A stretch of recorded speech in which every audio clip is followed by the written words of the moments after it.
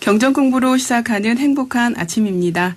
안녕하세요. 오늘도 대승열반경 공부를 시작하겠습니다. 지금 대승열반경 장수품을 공부하고 있습니다. 부처님께서 중생을 아들 라우라처럼 평등하게 사랑한다고 하셨지만 가섭보살이 계속해서 이의를 제기하는 모습이 나왔습니다. 지난 시간에는 가섭보살이 다소 거친 언행으로 부처님께 막 항의하듯이 막 질문을 하는 모습이 나왔죠. 부처님께서 극악무도한 일천재까지도 사랑하는 평등한 마음을 가지셨다고 하셨고 세상의 모든 일을 통달하셨다고 하시는 분인데 어찌 100년도 못 사시고 단명을 하시냐고 이의를 제기한 거죠. 중생을 사랑한다고 하셨지만 사실은 그것이 거짓말이 아니셨나요? 라고 했고 혹시 또 속마음은 중생들을 미워하시는 것이 아닙니까? 라고도 말씀을 올렸습니다. 단명하시는 것으로 봐서 중생들이 모르게 엄청난 죄악을 지으신 것은 아닌가요? 라고까지 말을 올렸죠. 그러면서 부처님께서 열반에 드시는 일이 아주 부당하다고 항의를 했던 것입니다. 이때 가섭보살의 거친 항의를 부처님께서 맞구짖으시면서 말씀을 하십니다. 부처님 자신은 수명 가운데 가장 긴 수명이고 항상한 것 가운데 가장 항상한데 가섭의 거친 말이 잘못되었다고 말씀을 하십니다. 그러나 가섭보살도 여기서 물러나지 않았어요. 물러나지 않고 지금 열반에 드시는 부처님이 가장 긴 수명을 누리고 항상하다고 하셨는데 도대체 어떤 종류의 무슨 종류의 수명인지 그것을 궁금해 했습니다. 그래서 가섭보살이 이렇게 묻습니다. 세존이시여 어찌하여 열애께서 한량없는 장수를 얻는다 하시나이까? 이 질문에 대한 부처님의 대답이 68페이지에 나와 있습니다. 선남자여, 저 8 큰 강과 같으니 첫째는 항하요, 둘째는 연마라요, 셋째는 살라요, 넷째는 아이라발제요, 다섯째는 마하요, 여섯째는 신두요, 일곱째는 박차요, 여덟째는 실타이다. 이 8배 큰 강과 다른 모든 작은 강들이 다 바다로 들어가느니라. 가섭이여, 이와 같이 모든 인간이나 천상이나 땅이나 공중에 있는 생명의 강들이 모두 열애의 목숨 바다로 들어가는 것이므로 열애의 목숨이 한량 없느니라. 또 가섭이여, 마치 안욕달 못이 흘러서 4개의 큰 강이 되듯이 열애도 그러하여 온갖 목숨을 내느니라. 가섭이여, 온갖 항상한 것 가운데 허공이 제일이듯이 열애도 그러하여 모든 항상한 것 중에 가장 제일이니라. 가섭이여, 모든 약 가운데 제호가 제일이듯이 열애도 그러하여 여러 중생들 가운데 수명이 제일이 되느니라. 이렇게 말씀을 하셨습니다. 모든 강물이 열애의 목숨 바다로 들어간다고 말씀을 하고 계십니다. 우리 범부 중생의 마음은 한 방울 한 방울 떨어지는 빗방울과도 같습니다.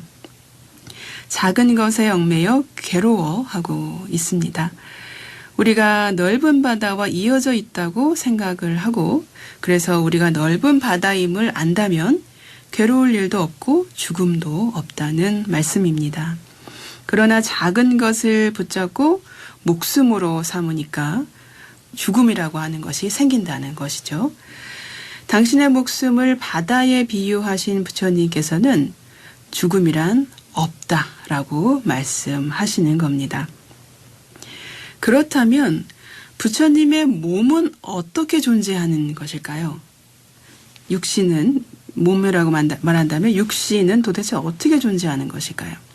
부처님께서 당신의 목숨은 바다와 같다고 하셨지만 사실 좀 너무 추상적인 말씀이셔서 이해가 잘 안 갔던 가서보살은 좀 더 구체적으로 부처님께서 어떻게 계시는지를 알고 싶어 합니다.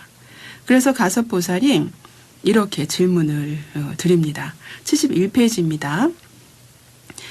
세존이시여, 부처님의 법의 성품은 그 뜻이 어떠합니까? 세존이시여, 저는 지금 법의 성품의 뜻을 알고자 하오니 열애께서 불쌍히 여기시어 말씀하소서. 법의 성품이란 말은 곧 몸을 버리는 것이요. 몸을 버린다 함은 있는 바가 없다는 말이니 만일 있는 바가 없다면 몸은 도대체 어떻게 존재하며 몸이 만일 존재한다면 어떻게 몸에 법의 성품이 있다고 말하시며 몸에 법의 성품이 있다면 도대체 어떻게 존재할 수 있습니까? 제가 도대체 어떻게 하면 이런 뜻을 잘 알겠습니까? 이렇게 질문을 하자 부처님께서 다음과 같이 말씀을 하셨습니다. 선남자여, 그대는 멸하는 것이, 멸이라는 것은 소멸하는 거 말하는 겁니다. 소멸한다는 것이 법의 성품이란 말을 하지 말어라. 법의 성품은 멸이 있지 않느니라. 선남자여, 마치 무상천이 세금을 성취하였지만 세금이 없는 것과 같으니라. 이에 대해서 이 하늘들은 어떻게 있어서 즐겁게 낙을 받으며 어떻게 생각을 가지며 어떻게 보고 듣느냐고 묻지 말 것이니 선남자여, 열애의 경계는 성문이나 영각으로는 알 수 없는 것이니라. 선남자여, 열애의 몸은 멸하는 법이다라고 말하지 말라. 열애의 멸하는 법은 부처님의 경계이므로 성문이나 영각들로는 미칠 수가 없느니라. 선남자여, 그대는 지금 생각하기를 열애는 어느 곳에 머물며 어느 곳에 다니며 어느 곳에서 보며 어느 곳에서 즐거워하느냐고 하지 말지니 선남자여, 이러한 이치는 그대들의 알 바가 아니며 부처님의 법신과 가지가지 방편은 헤아릴 수 없는 것이니라. 또 선남자여, 불법 승을 닦으며 항상하다는 생각을 가질지니 이 세 가지 법은 다르다는 생각도 없고 무상하다는 생각도 없고 바뀐다는 생각도 없느니라. 만일 이 세 가지 법에 대하여 다르다는 생각을 닦는다면 이런 이들의 청정한 삼귀인은 의지할 곳이 없으며 금지하는 계행도 구족하지 못하며 마침내는 성문 연각의 보리 과도, 결과 과자입니다. 보리의 결과도 증득하지 못하려니와 만일 이러한 헤아릴 수 없는 데에 항상한 생각을 닦는 이는 곧 귀의할 곳이 있으리라. 선남자여, 마치 나무를 의지한다면 나무 그림자가 있을 것이니 열애도 그러하여 항상한 법이 있으므로 귀의할 때가 있는 것이고 무상한 것이 아니니 만일 열애가 무상하다면 열애는 천상, 사람, 세간 사람에 귀의할 것이 아니니라. 네, 이렇게 가섭보살의 질문에 부처님께서는 사실 별로 새로운 말씀을 하지 않으셨습니다. 겉으로 보기에는 부처님께서 무상법을 따라 열반에 들기는 하지만 실제로는 이 세계에 항상 하시다는 말씀을 이렇게 조금 다른 방식으로 말씀을 하고 계시는 거였습니다. 부처님께서 머무시는 곳은 부처님께서는 아시는 곳이지만 중생들이 알 필요가 없다라고 그렇게 말씀을 하고 계십니다. 그래서 가섭은 이렇게 또 말씀을 올립니다. 세존이시여, 어둠 속에서는 나무는 있어도 그 그림자는 없습니다. 라고 말씀을 올립니다. 그러자 또 부처님께서 장수품의 마지막 부분에서 이렇게 말씀을 하십니다. 가섭이요. 그대는 나무는 있어도 그림자는 없다라고 말하지 말라. 단지 육안으로 볼 수 없을 뿐이니 선남자여 열에도 그러하여 그 성품이 항상 있어서 변역하지 않건만 변역이랑 변하지 않건만 지혜 없는 눈으로 보지 못하는 것이니 마치 어둠 속에서 나무 그림자를 보지 못함과 같으니라. 범부들이 부처님 열반한 뒤에 열애가 무상한 법이라고 말하는 것도 그와 같으니라. 만일 열애가 법보나 승보와 다르다고 말하면 삼기의 할 곳이 되지 못하리니 그대의 아버지와 어머니가 제각기 다름으로 무상하게 되는 것과 같으니라. 네, 이 말씀은 어둠 속이어서 그림자가 보이지 않을지언정 나무가 있는 것에 반드시 그림자가 있고 부처님께서 열반하신 곳에 항상 하는 부처님의 몸이 있다고 말씀을 하시고 계신 것입니다. 네, 이렇게 제2권의 장수품은 끝이 납니다. 다음은 금강신품으로 들어가겠습니다. 장수품에서는 부처님의 수명이 무량하다는 것에 대해서 말씀을 하셨습니다. 금강신품에서는 부처님의 몸이 견고해서 부서지지 않는다는 것에 대해서 가섭보살이 질문을 올리고 부처님께서 대답을 하시는 부분으로 시작이 됩니다. 네, 72페이지 금강신품입니다. 부처님께서 가섭보살에게 말씀하셨습니다. 선남자여, 열애의 몸은 항상 머무는 몸이며 깨뜨릴 수 없는 몸이며 금강 같은 몸이며 잡식하지 않는 몸이니 곧 법신이니라. 이렇게 말씀하시자 가섭보살은 부처님께서 지금 열반에 드시려 하시면서 당신의 몸이 금강 같다고 하시니까 도대체 이해가 안 돼서 이렇게 다시 말씀을 올립니다. 세존이시여, 부처님께서 말씀하신 그러한 몸을 저는 보지 못하옵고 다만 무상하고 깨트릴 수 있고 티끌 같고 잡식하는 몸만을 제가 보고 있습니다. 왜냐하면 열애께서 지금 열반에 드시려고 하는 그러한 이유입니다. 그 몸을 가지셨기 때문에 그렇게 열반에 드시려고 하시는 것입니다. 네, 이렇게 말씀하는데 이게 무슨 말이냐면요. 부처님께서는 변치 않는, 항상 하는, 보이지 않는 어떤 몸이 있다고 계속 말씀을 하시니까 그런 몸을 볼 수가 없다라고 얘기를 하면서 그 가섭보살이 볼 수 있는 몸은 육신을 가지고 있는 그런 태어나신 육신의 그 몸밖에 볼 수가 없습니다. 그렇기 때문에 그 몸이 죽어야 하기 때문에 열반에 드셔야 하기 때문에 그 몸밖에 나는 볼 수가 없습니다라고 말씀을 하고 계십니다. 그 말을 듣고 부처님께서 다시 말씀을 하십니다. 가섭이여, 그대는 지금 열애의 몸이 견고하지 못하여 깨뜨릴 수 있음이 범부의 몸과 같다고 말하지 말라.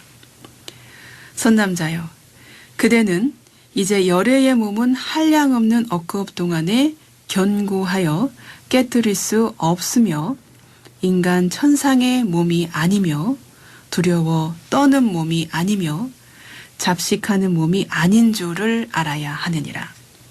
열애의 몸은 몸이 아니니 이 몸은 나지도 않고 없어지지도 않고 익히지도 않고 닦지도 않으며 한량도 없고 끝도 없고 자취가 없으며 암도 없고 형상도 없고 끝까지 청정하여 동요함이 없으며 받음도 없고 행함도 없고 머물지도 않고 짙지도 않고 맛도 없고 섞임도 없어 함이 있는 법이 아니며 업도 아니고 과도 아니고 행도 아니고 멸도 아니고 마음도 아니고 마음의 작용도 아니어서 헤아릴 수도 없고 항상하여 헤아릴 수 없으며 인식함도 없고 마음을 여의기도 하고 마음을 여의지 않기도 하며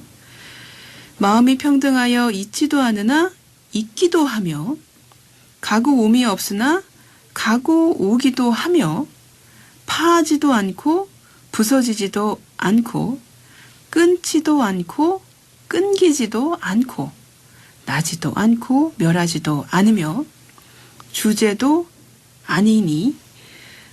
주제도 아니면서 또 주제이기도 하며 있음도 아니고 없음도 아니고 깨달음도 아니고 관찰함도 아니며 명자도 아니고 명자 아님도 아니며 선정도 아니고 선정이 아님도 아니며 볼 수 없으나 분명히 보기도 하며 곳이 없기도 하고 곳이기도 하며 집이 없기도 하고 집이기도 하며 어둠도 없고 밝음도 없으며 고요함이 없으면서 고요하기도 하며 있는데도 아니며 받지도 않고 베풀지도 않으며 취하지도 않고 떨어지지도 않으며 법도 아니고 그렇다고 법이 아님도 아니며 복받도 아니고 복받 아님도 아니며 다함도 없고 다하지 않음도 없어 온갖 다함을 여의었으며 공하기도 하고 공을 여의기도 하며 항상 머물지도 않으나 잠깐 사이에 멸하는 것도 아니며 흐림도 없고 글자가 없고 글자를 여의었으며 소리도 아니고 말하는 것도 아니며 닦아 익히는 것도 아니고 일컬어 요량함도 아니며 하나도 아니고 그렇다고 다른 것도 아니며 형상도 아니고 모양도 아니면서 모든 모양으로 장엄하며 용맹함도 아니고 두려움도 아니며 고요함도 없고 고요하지 않음도 없으며 뜨겁고 뜨겁지 않음이 없으며 볼 수도 없고 형상도 없으며 열애가 모든 중생을 제도하면서 제도함이 없으며 중생을 해탈케 하고 해탈함이 없으므로 중생을 깨닫게 하고 깨달음이 없으므로 실상과 같이 법문을 말하며 두 가지가 아니므로 요량할 수 없으며 같을 리 없되 같으면서 공평하면서 허공과 같아서 형상이 없으며 생멸이 없는 성품과 같아서 끊임도 아니고 항상함도 아니며 항상 일승을 행하지만 중생은 삼승을 보며 물러가지도 않고 옮아가지도 아니하여 온갖 결박을 다 끊어버리며 싸우지도 아니하고 저촉하지도 아니하며 성품이 아니며 그러면서 성품에 머물기도 하며 모임도 아니고 그렇다고 흩어짐도 아니고 긴 것도 아니고 짧은 것도 아니고 둥근 것도 아니고 모난 것도 아니며 오음, 오입, 18개가 아니면서 오음, 육입, 18개이기도 하며 더함도 아니고 덜함도 아니고 이기는 것도 아니고 지는 것도 아니어서 열애의 몸이 이와 같이 한량없는 공덕을 성취하였느니라. 네, 부처님께서 이렇게 엄청 장황하게 당신의 몸은 중생이 생각하는 몸이 아니라고 말씀을 하셨습니다. 네, 오늘은 여기서 마치겠습니다. 부처님의 유언을 마음에 새기면서 오늘의 경전 공부를 마치겠습니다. 형성된 것은 모두 소멸하게 마련인 법이다. 게으르지 말고 부지런히 정진하라.